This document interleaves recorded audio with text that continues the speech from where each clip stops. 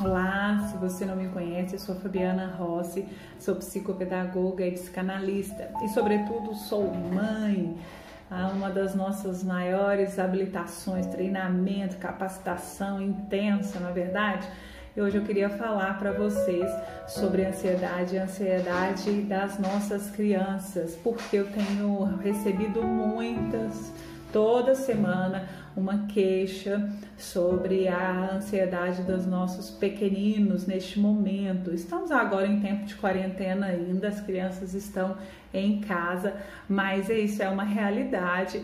Inclusive a criança, assim como nós adultos, passamos por vários momentos da vida onde vamos ter este quadro mais ansioso.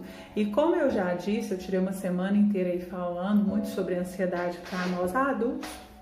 Eu expliquei que é um sentimento muito comum ficarmos apreensivos diante de uma circunstância nova e gerarmos alguns medos, né? Porque isso aciona em nós o instinto primitivo de proteção, na verdade, um medo que gera aí o sentimento da ansiedade. Tá certo? Por isso que o medo e a ansiedade normalmente eles andam juntos.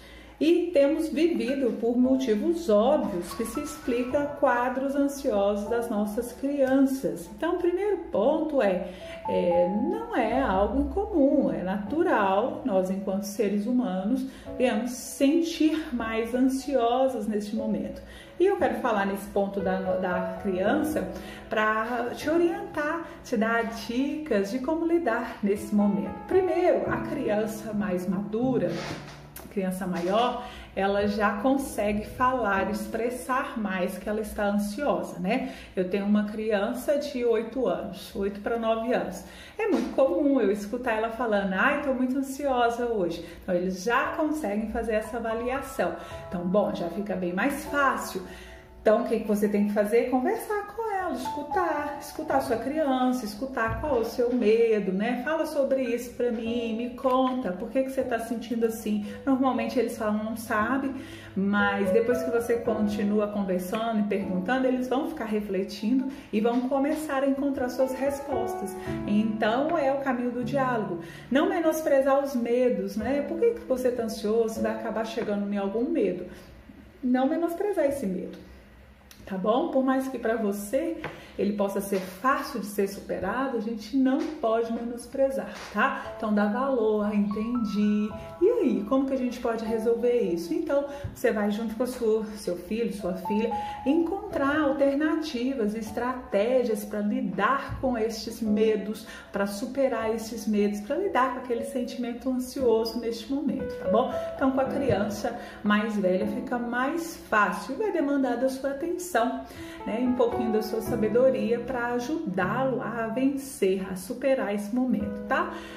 É interessante falar que qualquer que seja a criança, qualquer que seja a idade, que seja na quarentena, que seja numa mudança de fase, um desafio novo, uma escola, o que seja, a ansiedade ela é normal, como eu disse, mas se você viu que ela se estendeu, tá mudando muito a rotina da criança, tá bem acentuado e se estendeu há mais de uma semana, esse quadro fixo, aí talvez vai demandar um alerta maior e talvez um olhar mais profissional, um acompanhamento com a sua criança, para que ela não tenha prejuízos maiores, tá certo? Mas a princípio, você, papai, mamãe, vocês podem sim fazer intervenções, né, em cima dessas orientações que vai ajudar muito seu filho, né? Faz parte da vida e ele vai viver isso muitas vezes, tá bom? Então, como lidar que vai te ajudar?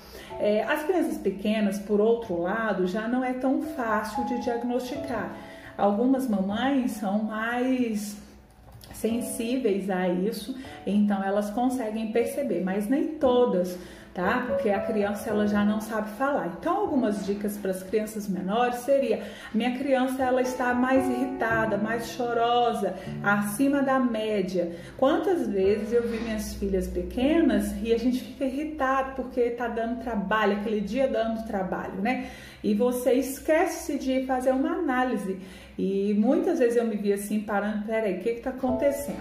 E quando você vai analisar, assim, a criança nada mais é do que ela está num quadro ansioso, né? Ela está muito irritada, as emoções dela, ela não tem desenvolvimento cognitivo, maturidade emocional para lidar, para explicar, nem ela entende. Então cabe aos pais fazer essa avaliação. Ela está um pouco ansiosa por causa disso e disso. Então por isso que ela está chorando mais, ela está mais irritada, e você vai perceber esse sinal, tá bom? Outra característica bem comum de um quadro ansioso para as crianças menores é a dificuldade de pegar no sono. Muitas vezes ficamos irritados, brigamos, você vê assim, a criança realmente não quer ir dormir. Então é mais um sinal. Ela está com dificuldade de dormir, mais um sinal que possa ser aí da ansiedade, tá bom? Ou mesmo a criança acorda várias vezes à noite. Acorda várias vezes à noite, sinal também de ansiedade. A criança está tendo muito pesadelos. Eu, como psicanalista, vou ser tendenciosa a falar de sonhos, né? Da qualidade do sono e dos sonhos. Minhas filhas, eu uso muito isso, de fazer análise dos sonhos dela, porque o nosso sonho, ele projeta o nosso inconsciente. Eu estou sempre perguntando para elas o que elas sonharam, para elas me contarem, e elas não fazem ideia do quanto eu estou descobrindo sobre o momento emocional, né, psíquico que elas estão passando através de um sonho. Então, o pesadelo, por exemplo, né, recorrente, pode ser também mais um sinal que sua filha ou seu filho está ansioso, tá bom? É aquela questão, né, de machucar o dedinho, comendo muita unha, uma necessidade, volta a fazer xixi, volta a chupar o dedo, querer chupeta, tudo também são sinais aí da ansiedade. Bom, e aí, Fabiana, como que a gente vai lidar com isso? De certa forma, eu já dei uma orientação falando dos mais velhos, né? Mas eu quero acrescentar, então vou pontuar para qualquer um deles, né? O primeiro ponto que eu diria é este dar valor para o que a criança está passando, tá bom? Então, dá valor para o que ela está passando. Como? Dá atenção, senta, escuta ela, que ela sinta valorizada, né, na dor dela.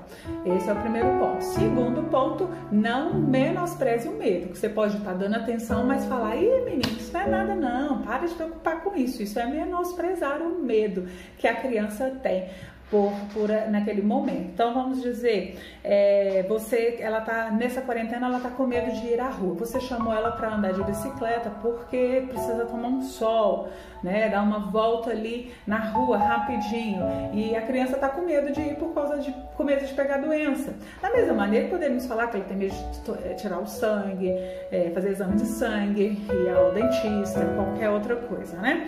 Então, assim, você não vai menosprezar esse medo. Para com isso, menino, que bobagem esse negócio. Não, isso é menosprezar o medo, tá? Mas você não vai evitar a situação. Então é diferente.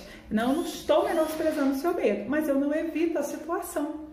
Ou seja, quando o pai fala, não, ela não vai não, sabe porque tá com medo, você tá reforçando o medo.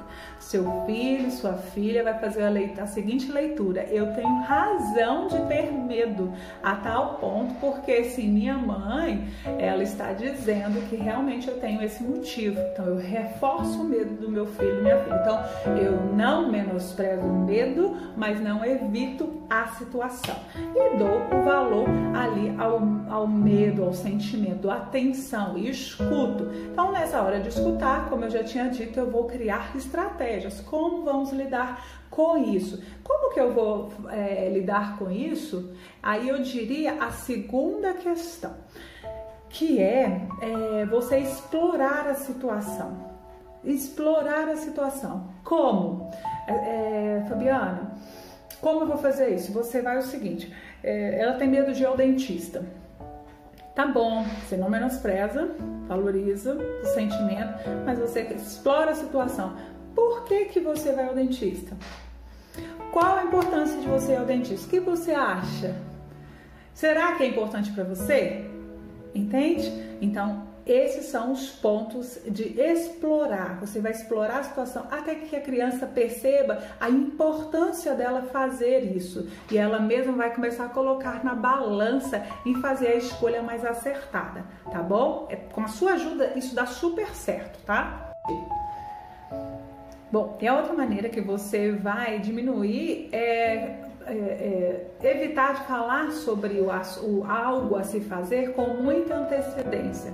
Então, se ela está com medo de ir à rua, se ela está com medo de fazer algo, não vira um dia antes e fala para ela, amanhã nós vamos fazer isso. Não deixa para 1 hora antes, 2 horas antes, porque você já percebe que isso está gerando ansiedade. Então, você vai diminuir dessa maneira também esse tempo de ansiedade. Ela vai ter pouco tempo para sofrer com isso e daí rapidamente vocês já vão para a situação de enfrentamento do medo e vai ser bem mais fácil, tá certo? Por último, é criar estratégias de relaxamento, né?